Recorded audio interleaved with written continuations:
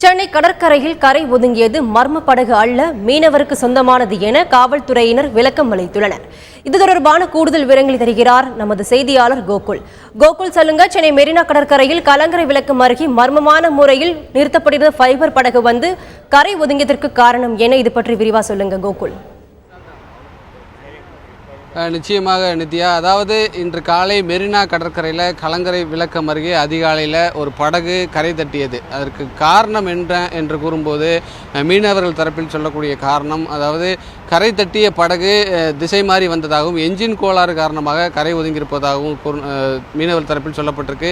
மேலும் இந்த படகு ஒரு மர்ம படகு என்று முதலில் கூறப்பட்டது. எங்கிருந்து இந்த படகு வந்தது என்று குறித்து விசாரிக்கும் போது காசிமேட்டிலிருந்து கடந்த 5 தினங்களுக்கு முன்பு புதுச்சேரி வரை அரசாங்கம் சார்பாக நடத்தக்கூடிய கடல் சம்பந்தமான ஆய்விற்காக இந்த படகு பயன்படுத்தப்பட்டுள்ளது. ஆகவே அந்த ஆய்வை முடித்து மீண்டும் காசிமேடிற்கு புதுச்சேரியிலிருந்து அந்த படகு திரும்பும்போது மெரினா கடற்கரை அருகே அந்த படகு கரை தட்டியுள்ளது என விசாரணையில் தெரிய வந்துள்ளது.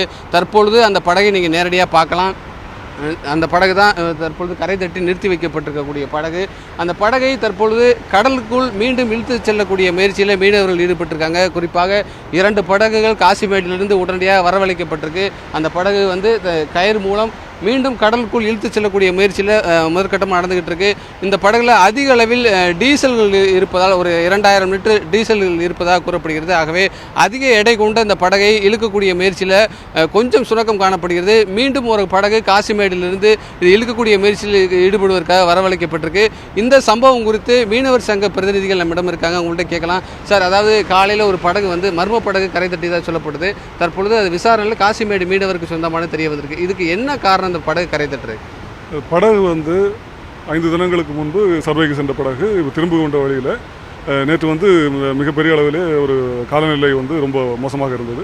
அது மட்டுமல்லாமல் படகுலே என்ஜின் கோளாறு ஏற்பட்டதன் காரணமாக படகு கரை ஒதுங்கியது என்பதுதான் உண்மை.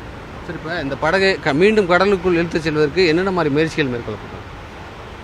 இப்போ கண்டிப்பாக இப்போ ஏற்கனவே 2 படகுகளை வந்து காசிமேடு துறைமுகத்திலிருந்து வந்து மீட்பதற்கான காசிமேடு மீன்பிடி துறைமுகத்திலிருந்து மீனவர் படகுகளை மீட்பதற்கான முயற்சிகளை இறங்கி இருக்கிறது. மேலும் ஒரு படகு வந்து கொண்டிருக்கிறது. உடனடியாக அந்த படகு வந்து சேர்கின்ற சூழலில் 3 படகுகளாக மீட்கின்ற வேலையில் இறங்கி கொண்டிருக்கிறார்கள். ஆனால் எங்களுடைய எதிர்பார்ப்பு என்னவாக இருக்கிறது என்றால், இப்போ நீங்கள் உங்களுக்கு நீலம் புயல் பார்த்துருப்பீங்க. அந்த நேரத்தில் வந்து ஒரு பிரதீபா காவேரி கப்பல் வந்து கரை ஒதுங்கிய போது மீனவர்கள் தான் அந்த படகை அந்த கப்பலை மீட்டு அந்த கப்பலில் இருந்தவர்களை மீட்டு கொண்டு வந்த ஒரு சூழல் இருந்தது. இப்படியான ஒரு பொதுவான விஷயத்திற்கு ஒரு கப்பல் கரை தட்டும் பொழுது மீனவர்கள் நாங்கள் உடனடியாக இறங்கி எங்களுடைய உயிரை துச்சமென மதித்து கடலோர காவல் படையினர் கூட வருவதற்கு தயங்கிய நிலையிலே நாங்கள் வந்து உடனடியாக இறங்கி அந்த வேலை செய்தோம் என்கிற பொழுது இப்பொழுது எங்களுக்கு ஒரு பாதிப்பு. எங்களுடைய மீனவர்களுடைய படகு வந்து கரை தட்டி இருக்கிறது. அருகிலே தான் சென்னை துறைமுகம் இருக்கிறது, வர்த்தக துறைமுகம் இருக்கிறது. வர்த்தக துறைமுகத்திலே இது போன்ற இழுக்கின்ற அதிக வலுவு உள்ள கப்பல்கள் இருக்கிறது. படகுகளை மீட்பதற்காகவும் கப்பல்களை மீட்பதற்காகவும் உள்ள கப்பல்கள் இருக்கிறது. அப்படியான ஒரு கப்பலை கொண்டு வந்து மீட்க உதவினால் உடனடியாக இந்த கப்பலை கடலுக்குள்ளே கொண்டு செல்லக்கூடிய ஒரு சூழல் உருவாகும். எனவே இதை ஒரு கருத்தில் கொண்டு கடலோர காவல்படை உடனடியாக சென்னை துறைமுகத்தை தொடர்பு கொண்டு இது மாதிரியான ஒரு உதவி செய்தால் கண்டிப்பாக அந்த மீனவர்களுக்கு பயனுள்ளதாக இருக்க முடியும். அதே மாதிரி இந்த சர்வே என்ன மாதிரி சர்வே நடத்துறதுக்கு இந்த படகு போணுச்சு? இந்த படகுல எத்தனை பேர் பயணிச்சாங்க? அவங்களுக்கு ஏதாவது ஒரு பாதிப்போ ஏதாவது காயமோ ஏற்பட்டு? இல்லை, படகுல பயணம் செய்த யாருக்குமே எந்த பாதிப்பும் இல்லை. படகு மட்டும்தான் இயந்திர கோளாறு காரணமாக கரை ஒதுங்கியுள்ளது. அதே போல் இது வந்து ஒரு அரசாங்கத்தினுடைய சர்வே. இது பல்வேறு சர்வேகளுக்கு வந்து மீனவர் படகுகளை உபயோகிப்பது வழக்கமான ஒன்று.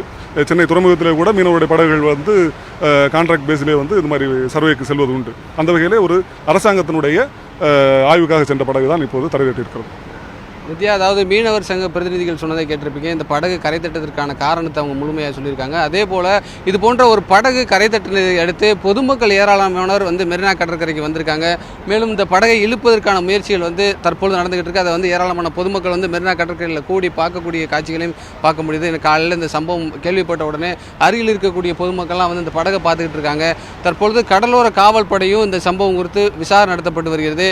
அதாவது இந்த படகுல 2000 லிட்டர் டீசல் இருப்பதாக கூறப்படுகிறது. ஆகவே இந்த படகை இழுக்கும் போது எந்தவித ஒரு சேதமும் இன்றி படகை இழுக்க வேண்டும். ஒருவேளை சேதம் ஏற்பட்டால் டீசல் கசிவதற்கான வாய்ப்பு இருப்பதாக கூறப்படுகிறது. டீசல் கசிவு ஏற்பட்டால் கடல் மாசுபடுவதற்கான ஒரு சூழ்நிலை இருப்பதால் அது போன்ற எந்தவித ஒரு சேதமும் இன்றி இந்த படகை இழுக்கக்கூடிய முயற்சிகள் முதற்கட்டமாக நடைபெற்று வருகிறது.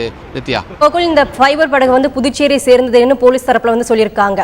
படகுல வந்தவங்க யாரு, கடலோர பாதுகாப்பு படையினர், இது குறித்து அவங்க தரப்புல வந்து என்ன சொல்றாங்க கோகுல்?